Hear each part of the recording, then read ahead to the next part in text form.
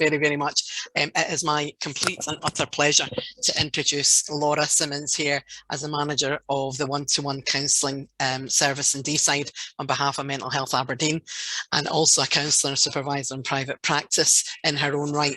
She's been fascinated by people all of her life, and Laura's worked in various roles in the field of mental health for almost 20 years before qualifying as a counsellor in 2018. A self-confessed introvert, but also a mum, wife, daughter, friend, small business owner, part-time employee and perpetual student when not working, studying or caring for her family. I'm absolutely exhausted just reading that, never mind actually fulfilling that. Laura, you're obviously a superstar, and she loves walking her dogs, lifting weights and sleeping. I don't think she has any time to sleep, but I'm sure Laura will keep us right. Laura, thank you so much for joining us tonight. Really looking forward to your talk, and I'm sure many of us will get so much out of it. I will pass it to you. Thank you so much. Oh, you're welcome. Thank you so much. Can you hear me all right? We can. Brilliant. Okay.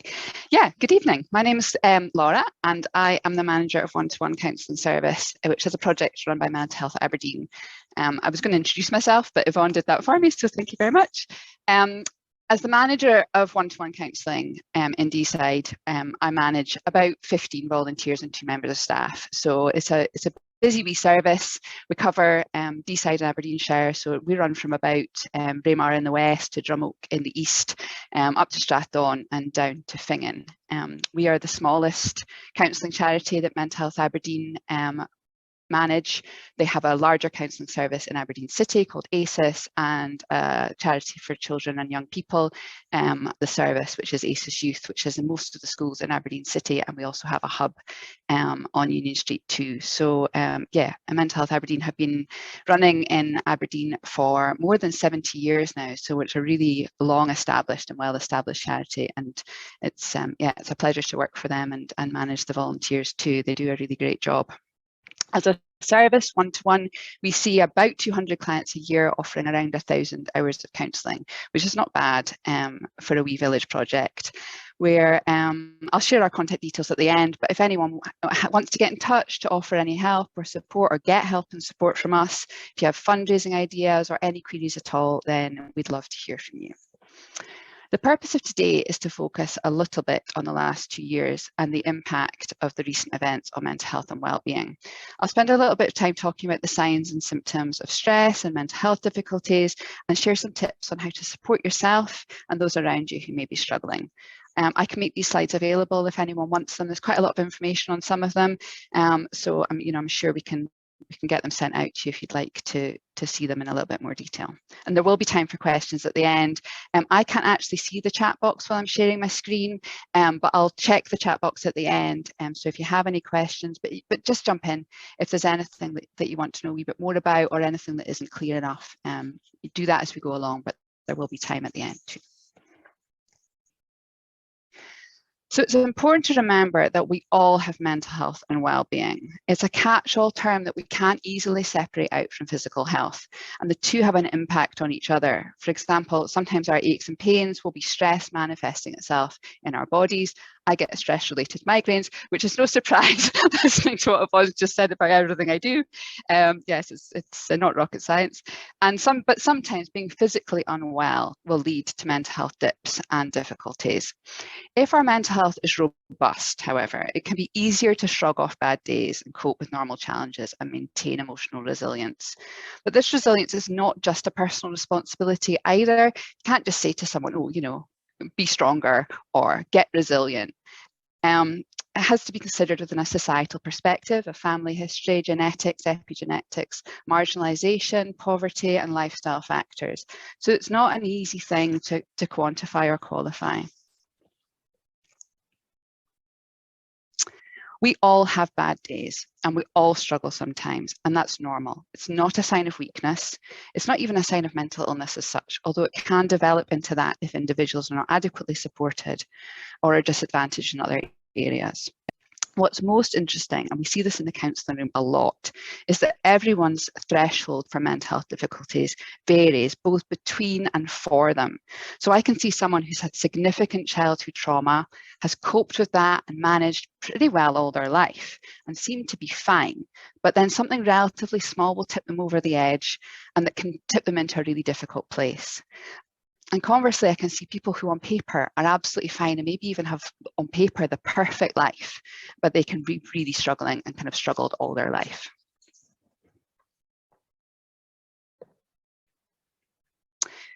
I think the statistics here really speak for themselves, and I think there's a lot of talk in the media about how, you know, we're sort of suffering as a society a kind of mental health crisis, a tsunami of mental health difficulties.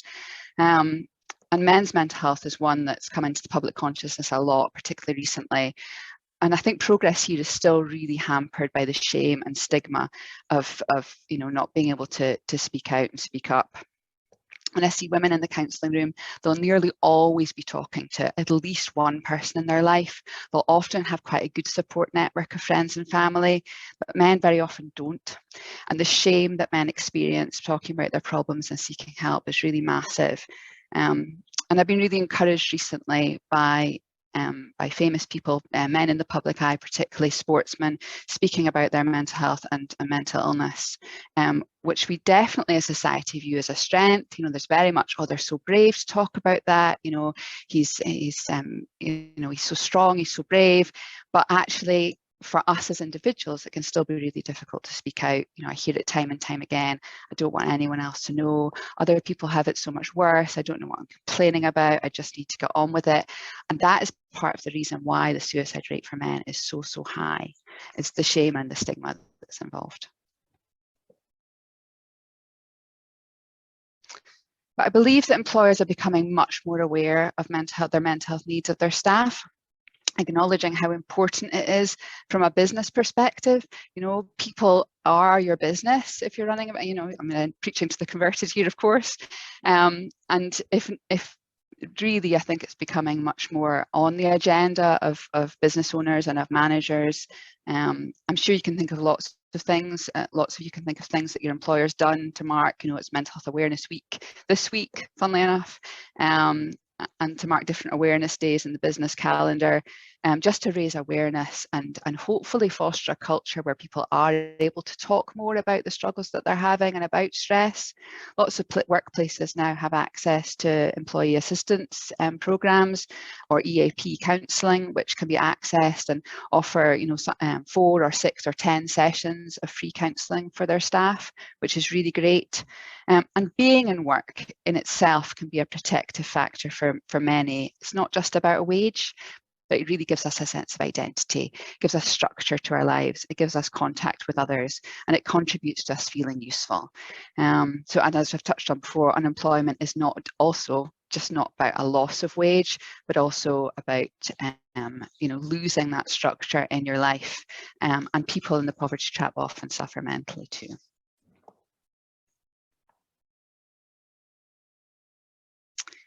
So I imagine that many of you, if you haven't gone back to work in the last 6 months, are on the cusp of doing so now, or will have done so in the last few weeks, and following a long period of home working. And I was reflecting on this as I was kind of putting the slides together for this evening, and just what an incredible time that was, sort of overnight, workplaces closing down, schools closing down.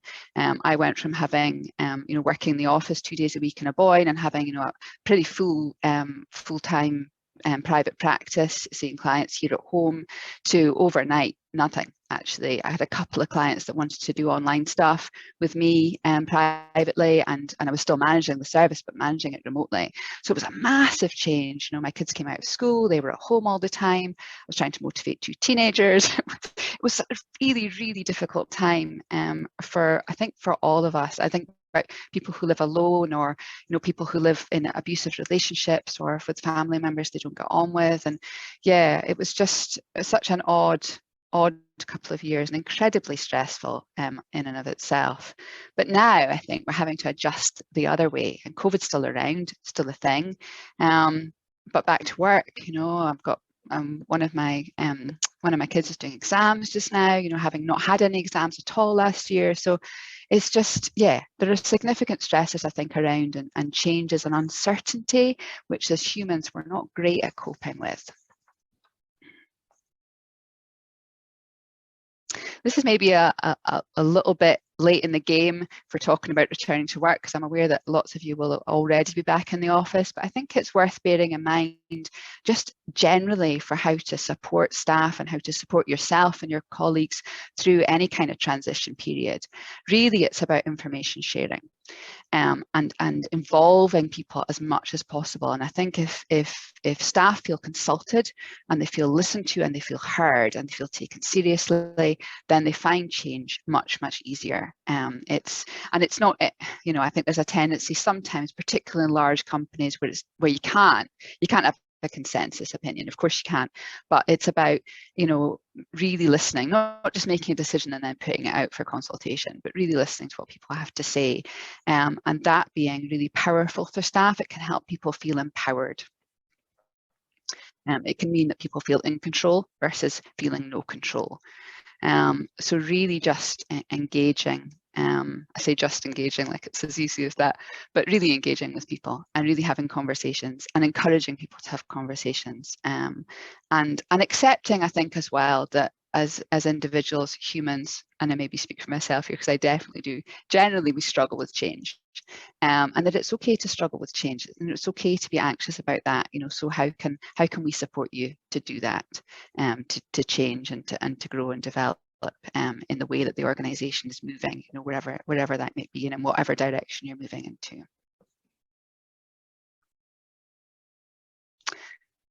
So the last couple of years, what's been challenging for everyone? And there's been so much. All of these things. And I think, again, when I was considering talking about COVID and reflecting on it, the main stress seems to have come, that I've heard from clients, has been if they have a markedly different response to the majority of people around them. So I have a friend whose husband won't consider vaccination, and she's very pro-vaccine, and that's caused a huge amount of conflict in their household. I feel really lucky in that, you know, my family and my extended family and my friends were pretty much on the same page in terms of risk taking and rule following. So it's been relatively easy. There was no conflict there for me or for any of us. You know, we all agreed and we all got on. But if you're in a group of friends or family and you're isolated in your approach to COVID or how you view the virus, it probably was really challenging for you, and it probably continues to be. So I think that's really worth bearing in mind too.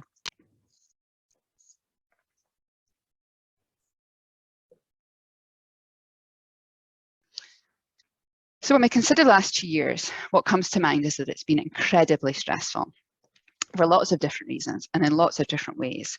So what is stress?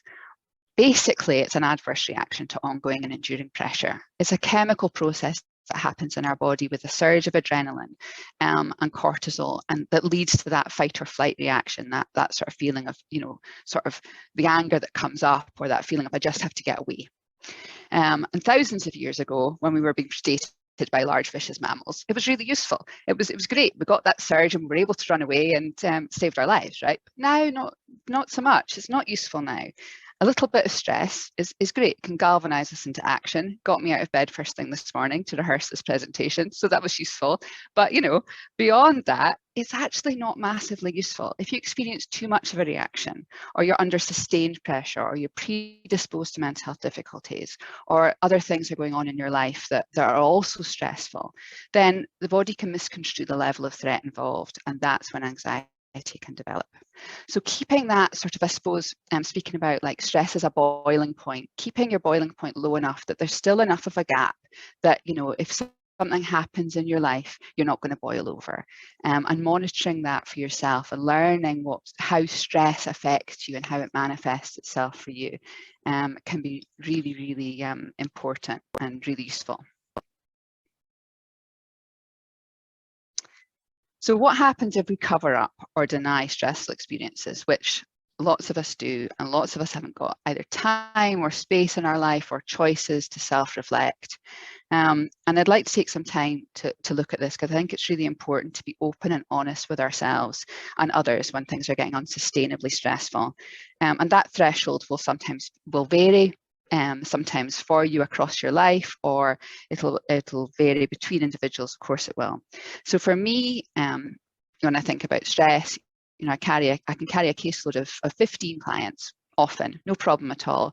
Other times, if I've got something going on at home, or I've got something going on in the office, and a volunteer is having a challenging time and is calling on me for a lot of support, that sort of tips over, and maybe 10 clients is enough for me. So I've really got to be quite careful to monitor the sorts of clients that I'm seeing and the caseload that I've got.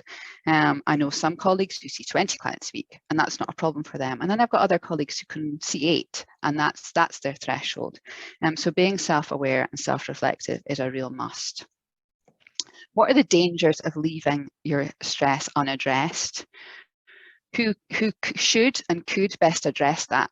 What are your fears around it? So why is it so difficult to mention when you're struggling? Why is it so difficult to ask for help? And what is the best way forward? How is it possible to start a conversation either about your own mental health, your own stress, or the sort of stressors that you see manifesting in people around you?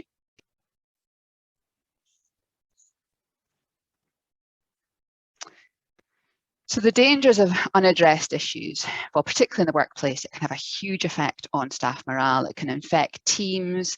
It can lead to a culture of people feeling disenfranchised or unmotivated. It can be a danger to the team, lead to loss of business. Individuals might go off sick. So that then has an impact on their colleagues if other people have to pick up the slack, pick up the work around them. At worst, someone becomes unable to work for a long time, and even worse than that, it can lead to someone feeling suicidal, and in some cases dying by suicide.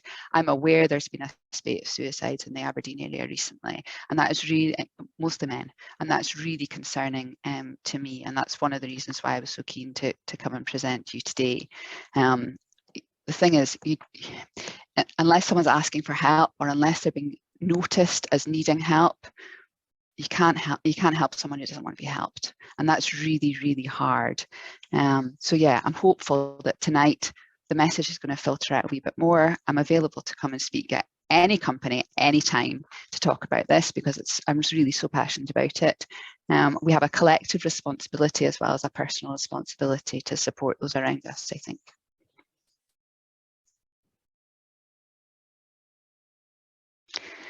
So who is the best person to address it? Well, I said before, I think we have a collective responsibility. Hopefully you'll take away from today that you are the best person to reflect on what's going on for you. Where is your boiling point? How are you feeling? Who can you ask for help? Are there things you can change in your life? Are there people that you can talk to? And why is it so difficult to mention the issue you're noticing, either in yourself or others? Asking for help can be really hard. It can feel shameful. It can worry about being seen as less than. It's that thing where, I talked about before, we can look at the sort of the sportsman and, in the paper who's talking about, the sort of mental health crisis, the mental illness that they were struggling with a few years ago. And we can say, oh, they're so brave. But for us as individuals, it can feel like a real weakness. Vulnerability can be hard to admit even to ourselves. And that's not all in our heads either, because actually some people will judge us for asking for help. Society's view of mental health problems and stress is changing. But if you're someone who's always taken things on, if you're the one who's always done for colleagues when they're struggling, if you're the one who hasn't had very good boundaries or maybe very tight boundaries, the people around you might be invested in you continuing to do that. So actually stepping back from that and having a break and speaking to your GP or going for counselling can actually be really challenging and really hard. And other people can have a bit of a problem with that sometimes. So take the time you need, I think, and yeah, learn to say no and be okay with people kind of railing against that wee bit sometimes while they get used to your boundaries being in place. So take a minute to think about that. I suppose, what are your worst fears? Acknowledging other people's emotional distress and also hearing your own. I suppose it's only recently, since I've been working in counselling the last kind of decade, I've become better at asking for help in the moment. You know, sort of that kind of passing from a colleague, how you doing? And believe it or not, in counselling with, you know, colleagues, we still do that. How you doing? Oh, fine, fine, even when we're not really that fine. So actually saying, I'm having a really bad day. I'm not fine. I'm really struggling. I fell out with my husband this morning, or one of my kids went off in a huff, or, you know, I'm feeling overwhelmed with work. It's much easier, and I know for myself, it's much easier to say, oh, I was having a really difficult time last week, or, you know, I was really stressed last month, I had this big work project on, but I'm fine now, you know. So it's kind of like, it's okay now. To say that, you know, I'm struggling today can be really, really hard. My colleague made this slide. Full disclosure. What's your pink elephant? And I'm wondering about sort of thoughts or experiences here. So have a think about this, and we'll maybe come back to it when I take questions later. The truth is that generally people just want someone to listen. They don't need an answer. They don't need problem solving. Opening statements like, you don't seem yourself, or I notice you've been quieter lately. You seem to have a lot on your plate. Asking, like really asking, not just passing in the corridor, but really asking, how are you? And then if you get the, oh, I'm fine, and you just think, you know what, I don't think they really are fine. Saying, no, really, how are you? And often just asking twice, as part of the See Me Scotland campaign for Ask Twice, which I think was really great. Asking twice will just give someone the wee nudge they need to say, actually, I'm not doing so good. Having said that, I did have my window cleaner in tears one day from doing that. So maybe pick your moments. I did feel a little bad for him because I just thought, oh, he's not fine. And we had a good chat, but he maybe, yeah. So pick your moments with that one too. It will never make someone feel worse. I hope I didn't make my window cleaner feel worse that day. It will never make someone feel worse to know that someone cares about them. And it won't remind them of how they're feeling because they're carrying that. They're feeling that anyway. Yeah. So I hope that's a little bit helpful around some of those pink elephants that you might be thinking, oh, I don't know what to do around that. What causes stress for you? What raises your boiling point? How well do you know yourself, your family, and your friends and your colleagues? And how would you know if they were struggling from, suffering from stress? How would you know yourself? How would it manifest? So there are so many signs and symptoms of stress. I'm going to flag up the main ones, but it varies for individuals. Some of these you might experience even when you're not stressed. So it can be quite difficult to work out, you know. I think particularly as you get older, I'm thinking, is my back sore because I'm stressed? Is it just my back now? So, you know, but physical things, backache included, tension headaches, any form of asthma, disruptions in your sex drive, fertility issues, digestive issues, you know, anything kind of out of the ordinary that's come on as you've sort of been doing a big project, or can you sort of link it? You know, that sort of, if it starts happening kind of repeatedly at various points of the year, oh, you know, it's always around the end of the financial year because I'm really stressed doing this, you know, big piece of work. Thinking about sort of emotional manifestations of stress, mood swings, self-doubt, that kind of fear of not coping and being found out can be massive, and then can also lead to manifestations of stress in other areas.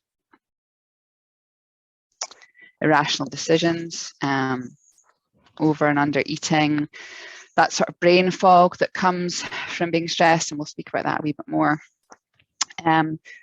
Yeah, most of you will be able to connect with some of these, and perhaps you're ticking more boxes in one column than the other. I know for me, I have a tendency towards the more sort of emotional manifestations of stress. But when I'm stressed, I also struggle to sleep and I also lose my appetite.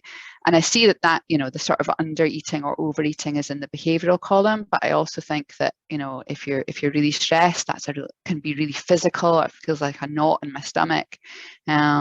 So that's different from losing my appetite because I'm not well for another reason. So identifying for you what is stress and what is maybe something else is quite important, and there are real overlaps here. So maybe you're listening to this and you're identifying that actually you're pretty stressed, and so what to do about that, or you've identified stress in a colleague. What do you do now? So you can ask yourself some questions and ask your colleagues some questions. Sit down, have a coffee, have a chat. What's going on for them? Is it work related? Is it home related? Is it relationship based or work based? Has it been caused by some kind of change, something stressful out with their control or out with your control, or a loss? And that's not necessarily a bereavement, but it might be, a close working colleague who's left, or, your children leaving home, or or moving house yourself, or a relationship breakdown. How long has it been bothering you? How long has it been a stress? Do you think about it daily? Could you make changes around it? Is it something you can change? Or is it something that you're going to have to learn to deal with or tackle in a different way? And if you can't change it, where can you go for additional help?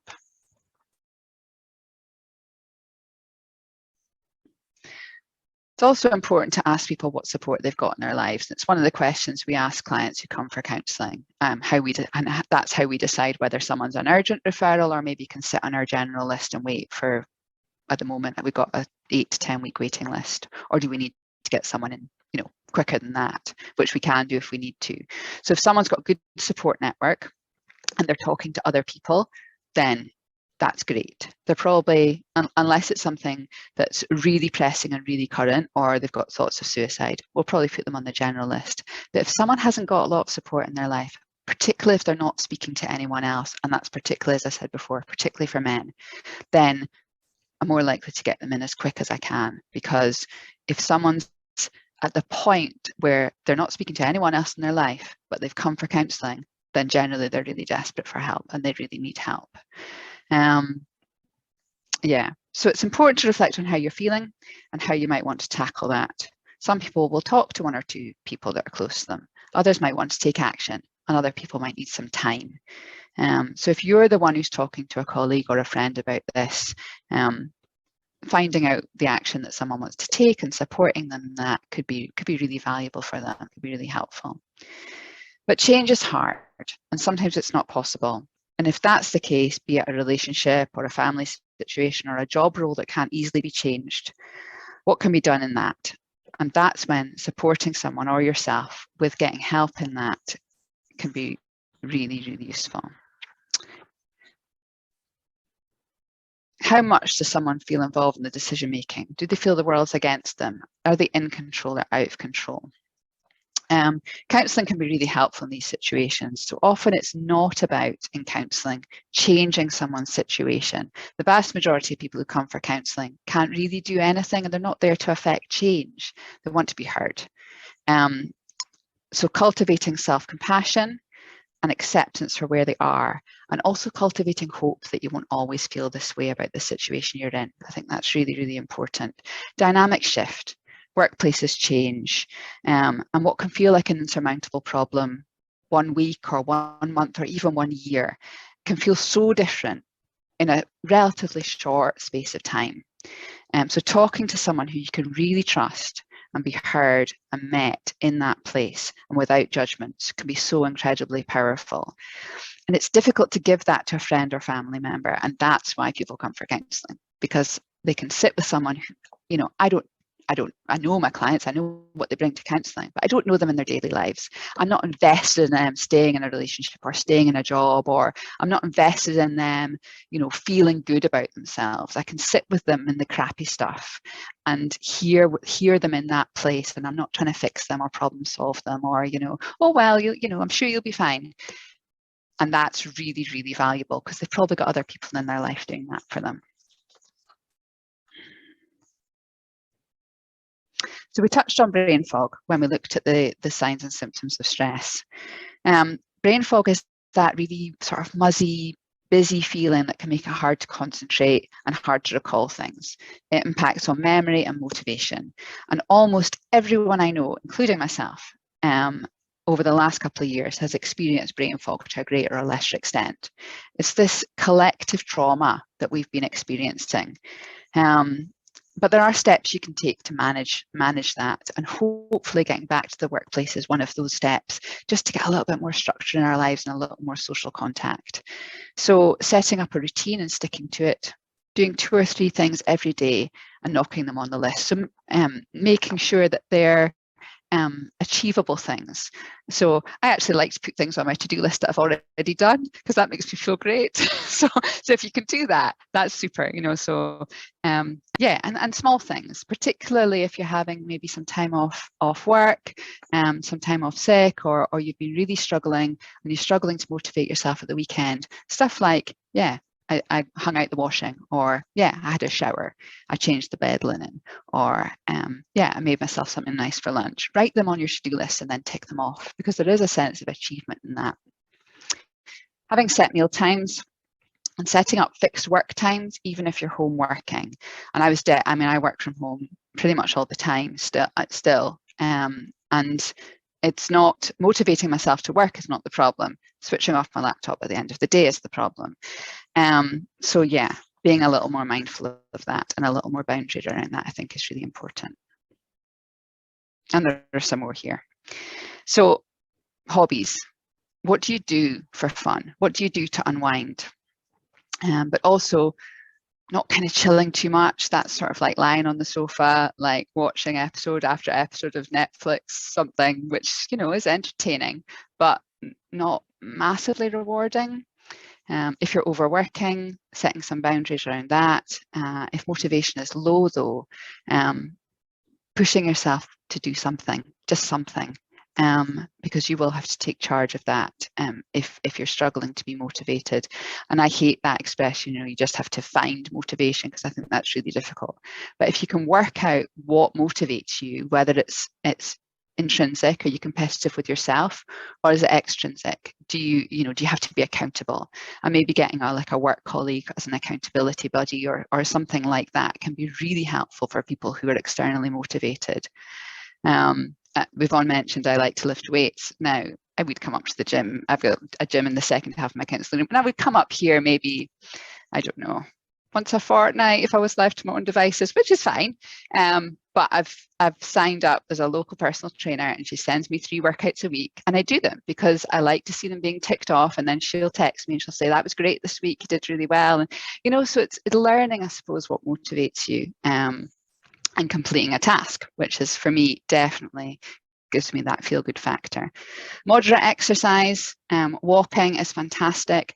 Be mindful of that, though, I think, because there's a big sort of society kind of loves to praise people who exercise, and there's marathons and triathlons and Ironman and all that's great, but actually that in itself causes a huge amount of cortisol exercising to that level. So moderate exercise is the best stress relief that you can get. And if you like running, which is brilliant, and I know I've got a lot of clients who run, it's how they process their emotions, it's great, but just watch that it's not tipping into something that's actually really stressful for the body.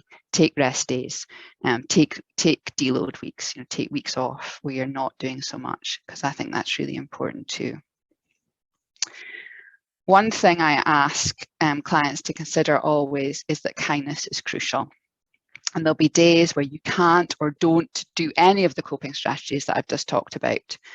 And meet yourself where you are and move on, because actually that sort of negative self-talk that people do sometimes when they can't meet the kind of goals they've set themselves is so damaging. And so my point often to clients is, okay, so you're having a really hard time and you're really struggling, and then I hear you beating yourself up for that. And how helpful is that? Would you say that to a friend? Would you say that to a colleague? Would you say that to a child? No, you probably wouldn't. You're actually bullying yourself.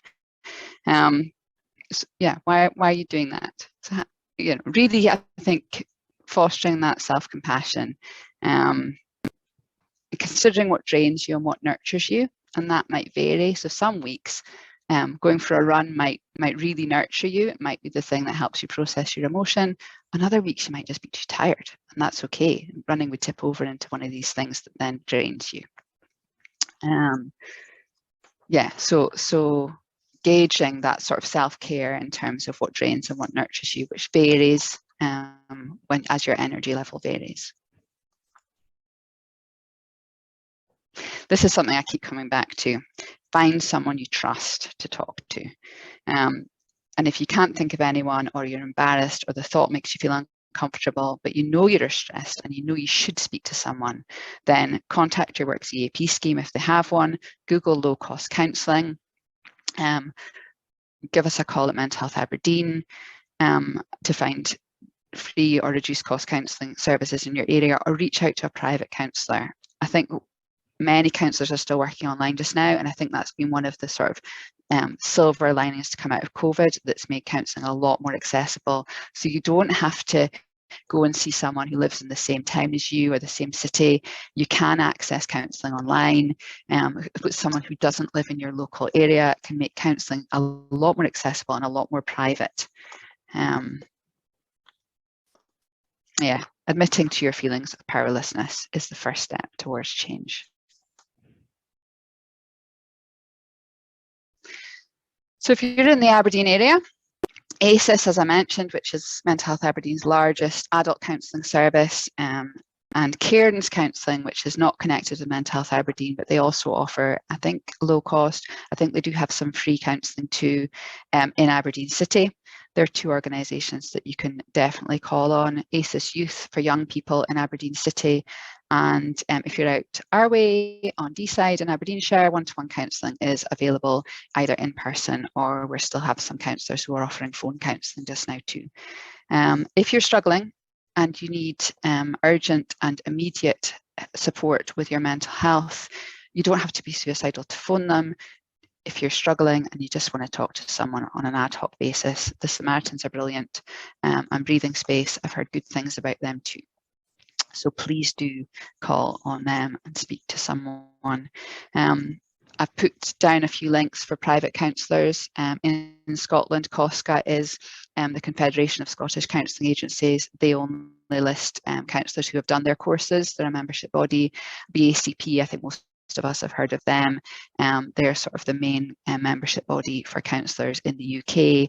And Counselling Directory only advertise qualified counsellors who are members of counselling membership bodies. So you can be assured that the counsellors that you get through any of these organisations are trained to a high standard, and they're insured and they're working ethically, which I think is particularly in the UK where counselling is not a regulated profession. That's really, really important. And yeah, if you want to email Mental Health Aberdeen, we would love to hear from you. I've put our administrator's address there, and if you want to get hold of me, you can do so through them. So thank you very much. Oh, Laura, thank you so much for that fantastic presentation. And before we go to any questions, I'd just like to share one of the chats that's on it, and it's one of the comments that's come in from Kevin Hendry, who's a former committee member, and it's nice to see you online, Kevin. He has said, "Hi Laura, fantastic presentation. Great to see MHA Mental Health being front and centre as part of the North East of Scotland branch committee meeting.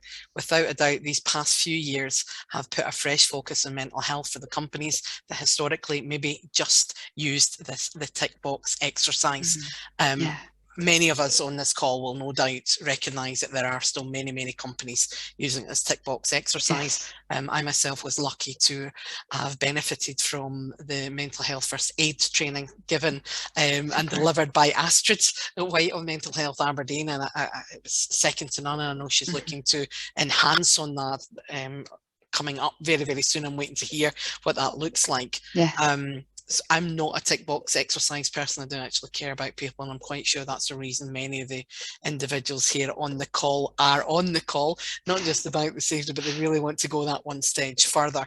What I did want to say before we do take some questions, if we've got questions, is please everyone on the call, if you could, please do donate, go to the Mental Health Aberdeen website, the fundraising page, etc. And please do feel free to donate on the back of this. You know, Laura's time does come at a premium, and we're very, very lucky to have her on board. Alternatively, please do get in contact with Mental Health Aberdeen to consider any fundraising opportunities that you have. The services don't come cheap. Then it's not that they're putting on any extra expenses, but they are the best in the area. So please do that if you would.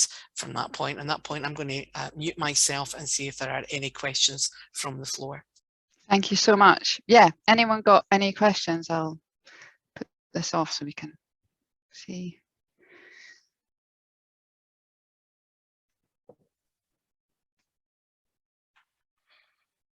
Yeah, I've got a question, Laura. So my background is predominantly working in construction, and as you probably know, construction has probably one of the highest suicide rates within the various different industries. Now, a lot of the presentation there focused around, you know, what we could do in terms of providing additional support to people and having them conversations. I think it's challenging, particularly, you know, working in the construction environment to.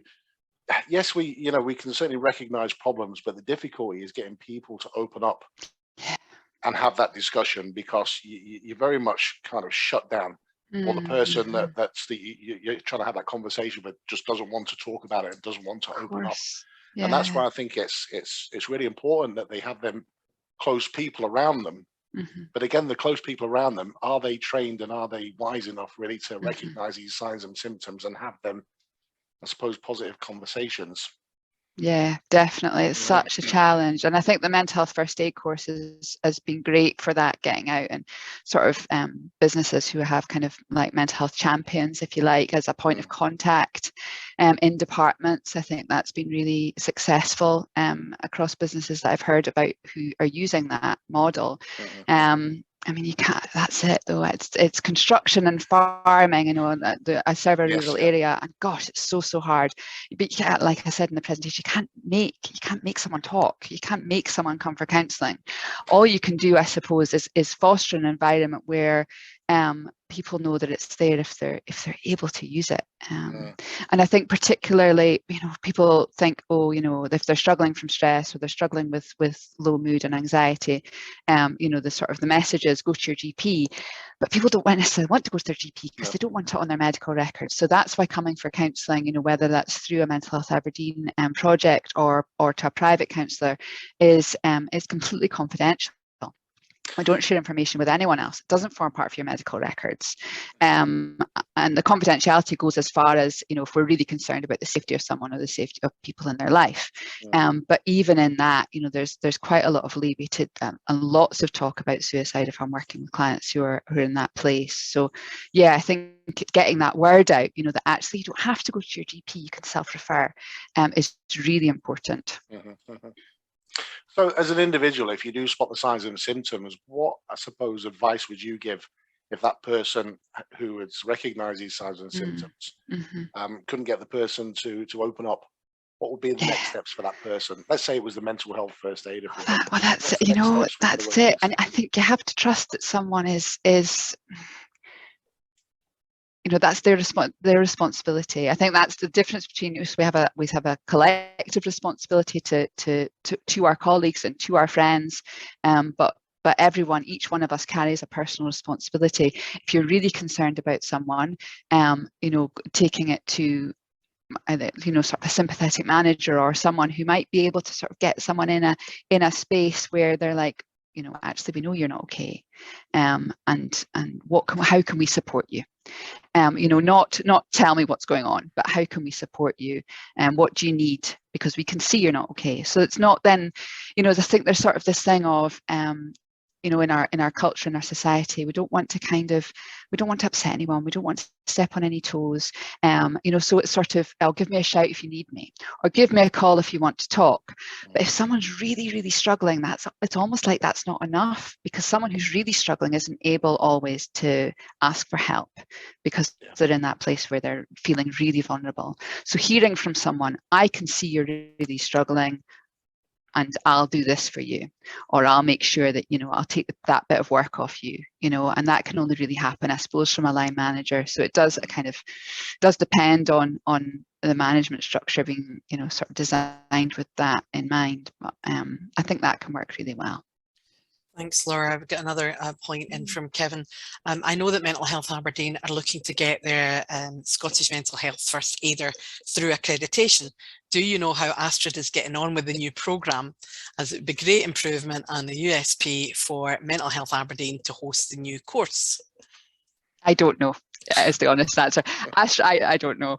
Astrid has a lot of things in her head that I sometimes joke that I quite like to just plug it into me and just like download everything. Would be really helpful. So yeah, we might get I quite up for a brain chip. You can do that to me, that's not a problem. So yeah, I'm sure she's working on it. It's something that her and I have spoken about, and I really hope that we can create something that's, you know, a little more sort of bespoke and useful and tailored to the sorts of organisations that we come into contact with a lot in Mental Health Aberdeen and the businesses that we work with. So yeah, so there is a lot more kind of practical and maybe less kind of focus on the sort of big lists of signs and symptoms that are currently featured in the Mental Health First Aid course. But yeah, watch this space, I suppose. Thank you very much. Any questions for anyone else? Mindful that we are getting close to 7 o'clock, and I think Laura's probably talk tight. But I could talk all night, honestly. Don't. Yeah, any other questions? No? Well, I'll chip in again then. You touched there briefly as well about, I suppose, physical health, you know, doing exercise and weight training. Do you think, you know, the lack of, I suppose, having good physical health or lack of nutrition weighs heavily on mental health issues? I think it's a factor. I think it's probably not as big a factor as the mainstream media would have us believe. I think what I see more of in the counselling is people giving themselves a really hard time for not being as fit and healthy as they would perhaps like. And I think that's more damaging. There's evidence that actually, you know, I'm sure this is not a surprise to anyone, but you know, there's a large amount of evidence that diets don't work. People lose weight and they regain weight. They start exercise, they stop exercise because they're focused on manipulating their bodies, and that's actually not a focus that's particularly useful or sustainable or even helpful. So, you know, I'm much keener with clients and in my work to foster a sort of weight neutral approach, and what makes you feel good. You know, we're more likely to stick to exercise we enjoy. So if that's, you know, walking the dog for 20 minutes or half an hour a day, or, you know, then that's great. Eat the foods you enjoy. You know, if you're moderate drinking, not smoking, eating plenty of vegetables, that's as good for your mental health as anything. And actually that sort of staying away from that super restrictive kind of mindset, which is ultimately a little bit of sort of self-flagellation, and, you know, that not actually that helpful or that sustainable. I think we'd all be a lot happier if we were able to kind of put that stuff aside. So yeah, I think self-care first, and it often doesn't look like what the press and the mainstream media tells us self-care looks like, which is, you know, a big bowl of salad and then kind of going to the gym for 2 hours. So yeah, that's my opinion. Thanks for the question. That's an interesting one. Everyone? Just got a very quick question, if that's okay. I put out a communication to the team this morning just saying that we're having this, Laura, and it's been fantastic. It's been really, really enlightening. So thanks for that, Laura. You're welcome. What is strange, I was actually really encouraged because a number of actually had a number of messages. So I found that in the first instance was great in itself, since I wasn't expecting that. I come from a military background, so I just wasn't expecting that. I thought we'll just get through it. But one of the interesting questions was actually related to the impact of the last 2 years on the children. You know, one of the questions I was asked, and I thought, well, that's very interesting, is that they felt that their children, because they were being homeschooled previously and they were working from home, you know, that they felt that they were impeding their children's development in terms of their sort of social skills, you know, felt that they were sitting in front of televisions or sitting in front of laptops and screens all day, and they were just concerned about the long-term development of their children, Laura, and they were just sort of asking what kind of mechanisms can they do for that, because they're feeling guilty about their children's future development, Laura, if that makes sense. Definitely, and I think it's going to take a long time before we see the real repercussions of COVID in the last couple of years, and also to kind of get our kids back to being kids actually, and sort of used to going to school again. Even, you know, they've been back. I mean, my kids have been kind of in and out, and you know, there were so many teachers off sick, so they had to do sort of some part-time schooling from home again recently. And now my daughter's on exam leave, and she's saying, "Oh, I don't really want to go back. I'm anxious about going back after exam leave." You know, so I think it's really hit most kids really hard. I suppose I kind of reassure myself that, you know, ultimately kids are fairly resilient. They adapt pretty well to change generally. I suppose I'm mindful that, you know, well, what will we see in sort of 20 years, you know, when those kids are adults, 10, 20 years, will we see the sort of repercussions on their mental health even then? But yeah, it was a proper difficult time. I mean, for really young ones who didn't really understand, I suppose, and right up to, you know, well, my daughter was just on the cusp of getting her first job when we went into lockdown, and that was just, you know, overnight. That wasn't happening. And, you know, teenagers wouldn't choose to spend time with their parents. They want to be with their friends. They don't want to be locked at home. So yeah, it was a really hard time. But I mean, what can we do other than to support them to build back up their lives again, I think, and listen to them and support them when they're finding things hard. Yeah. Okay, well, thanks for that. That's great, and apologies, and thanks for all your time. So I said I would ask a question, so I will. So yeah, the second question I was asked, and you'll be pleased to hear this, is it, Laura? Was that a lot of the particularly women, the men didn't really discuss it, and again, that's a sad fact that, you know, suicide among men is one of the leading causes. So again, it was from one of our female team members. They actually stated that with the return to the office environment as well, they felt they were being judged, you know, prejudiciously in terms of they were coming into the workplace, but the women in particular who had been in the workplace through choice, I might say, Laura, you know, felt that they were being quite judged, you know, for not being in the workplace, etc. And I don't know, I didn't know how to answer that one either, Laura. All I think you can say is that, you know, you just have to let time heal. But I don't know, Laura, for your professional opinion. It's interesting, isn't it? Because I think confidence, being confident in yourself, is not actually about everyone liking you and thinking what you do is great all the time. Confidence is about being okay when people don't like you and don't think you're great all the time, and being able to say, okay, that's their stuff, you know, that's their judgment. It's like this thing about asking for help. You know, some people are going to judge others who say, you know, if I set boundaries at work, not me, because my colleagues are amazing, but if one sets boundaries at work, your colleagues might have a problem with that because it's going to mean something for them. It's going to mean an impact on them, but that's their stuff. You know, if you need to take that time and you need to set that boundary, and certainly that applies to around going into the office and work patterns and things like that. If that's something you've agreed with your manager, standing firm, I suppose, grounding yourself in your truth, and if you feel, well, if you are judged in that, then separating out what's theirs and what's yours. You know, and actually that's their stuff, and I'm doing what's right for me and my family and my department and my working pattern. Yeah, it's not easy though, absolutely, and particularly not in an office where, you know, how, you know, relationships are important. So yeah, I get that, it's hard. All right, well, thanks for that. Like, you'll be pleased to hear that. So no, it was good to hear from you. Thanks very much. Thanks for the questions. Thank you. Okay, that's one more, or are we done? Because that's 7:05. And I'm sure Laura would be happy to answer any questions if anyone wants to get in contact with her via Mental Health Aberdeen, and obviously the posts that she's given.